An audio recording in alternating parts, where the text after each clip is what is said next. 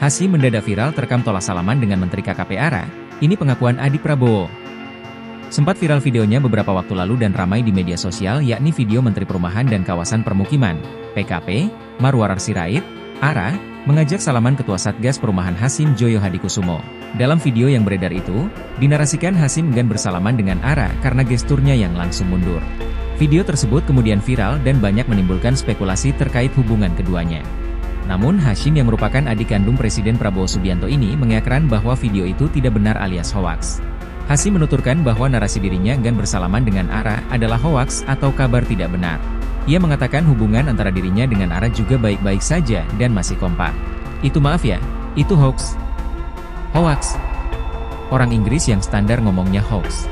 Bohong, jika tanya saat ditemui wartawan di pendopo Kementerian Pekerjaan Umum, Jakarta Selatan, Senin, 20 Januari 2025. Hasyim kemudian menjelaskan, kala itu dirinya diajak oleh ARA untuk bertemu awak media untuk konferensi pers.